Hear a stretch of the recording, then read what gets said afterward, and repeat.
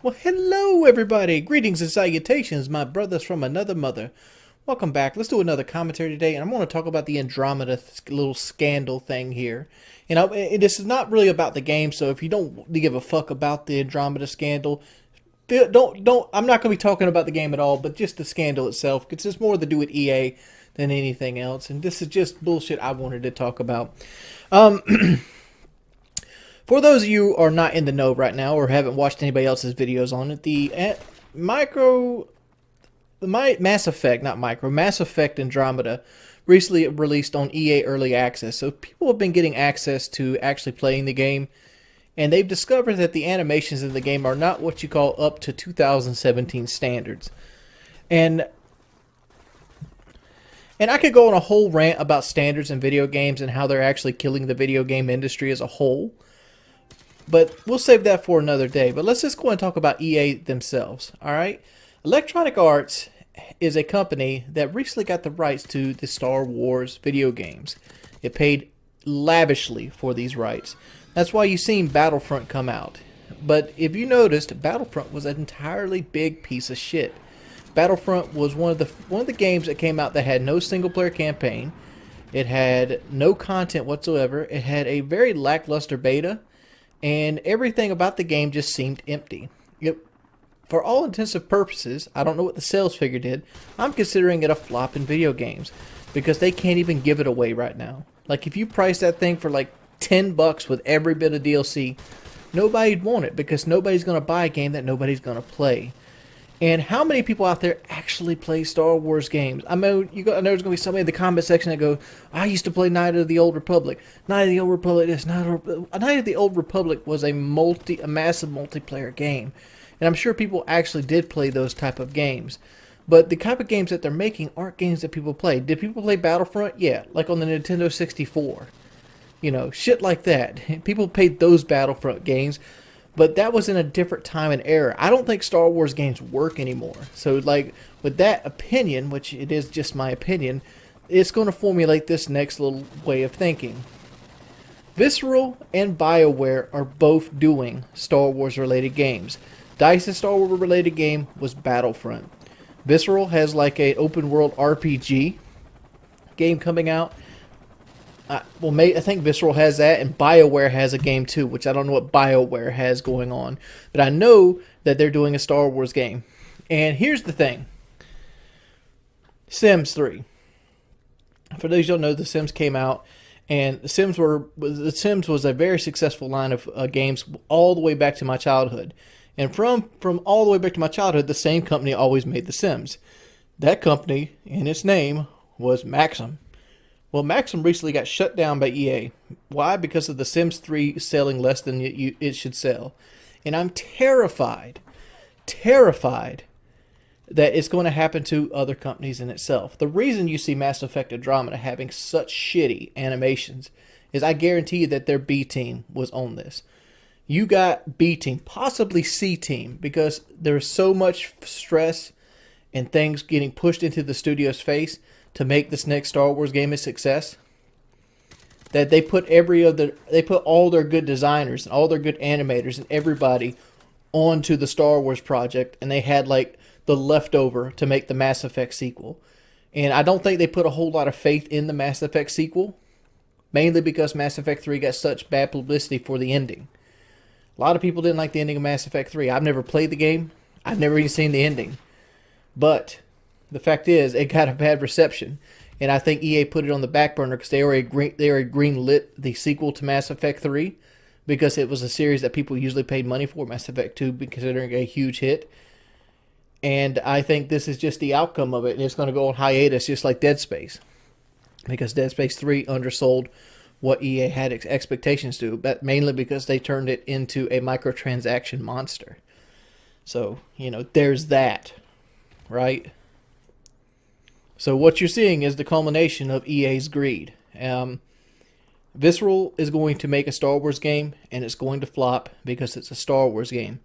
Not very many people are going to be interested into an open world RPG of Star Wars. I'm sorry, it's just not going to happen. I'm sure there might be a few people that are going to be hyped for it, but the numbers won't sell. The numbers won't sell mainly because you'll see people comparing it to other Visceral outings, such as Battlefield Hardline, which is another thing that didn't sell. Visceral is known for one thing. They made fucking James Bond games, and they made fucking Dead Space. That's it. So you take this company that does one thing, and it does one thing well, and you make them make an open world Star Wars game. Not going to happen. It's going to sell like shit. And this hurts my heart, because Dead Space is my favorite gaming series of all of them. It ranks like this. It's like Dead Space, Dark Souls, then fucking like Resident Evil, and then like Battlefield, and then like Call of Duty, blah, blah, blah, blah, blah. But Dead Space is my favorite. It's the one I like the most. I've got them all platinum. I've platinum on multiple consoles. I've got more hours in Dead Space 3 than most people should even admit to. But I know in my heart, Visceral's going to make the Star Wars game. It's going to flop. And if they have another game in the works, kind of like they did before, because Dead Space 3 and Hardline were made side by side, maybe we'll see a Dead Space 4. It's a possibility. But I feel if the Star Wars game flops for Visceral, they're going to go under. They're going to be another Maxim. You're going to see Visceral Studios shut down. And I'm sure BioWare's on the ropes as well. Dragon Age Inquisition did not sell as well as it should have. Dragon Age Inquisition wasn't as good as a game as it could have been. Right? Dragon Age Inquisition is going nowhere. Mass Effect, a series, is going nowhere. BioWare's kind of roped themselves in corners in their main series, and they're trying to grasp for straws to continue on to keep those sales numbers up. BioWare, a company that is pretty much legendary in the world of RPGs, created Baldur's Gate, created Dragon Age, created Mass Effect, created all these wonderful games that people love to death. I almost guarantee they're at risk on the chopping block. That's why you've seen this really, really shitty port of Mass Effect Andromeda come out from like people that aren't not BioWare's A team. I guarantee you it's not the A team. Will it get fixed? Probably, most likely it's going to get fixed, but it's most likely going to be a Destiny fix. And when I mean not Destiny fix, it's going to get fixed so far down the line that people might not give a shit anymore. They changed the voice actor for the little Cortana like ghost thing in Destiny. By the time they did that, I had a level 20 character and already given up on the game. By the time they actually implemented story mode into the game, I already had all the single player trophies and given up on the game. All your initial investors have already fucking left by the time you do these fixes. And the reason this happens is because because people commit very little resources to fix them, because there's very little money that comes after the fact. Unless you're Activision. But, let's not talk about supply drops for another video. But this is just my opinion on the Andromeda things. It's something you should expect, because I decided I wasn't going to touch it on this video, but I'm going to touch on it just a little bit right here. The standards in video games today are too high. Video games already have budgets that equal that of blockbuster summer movies. But they don't have the same appeal of ease use that a summer movie has. People can go watch whatever fucking Transformer movie Michael Bay's doing right now, and they can do it with mindlessly. There's no skill required.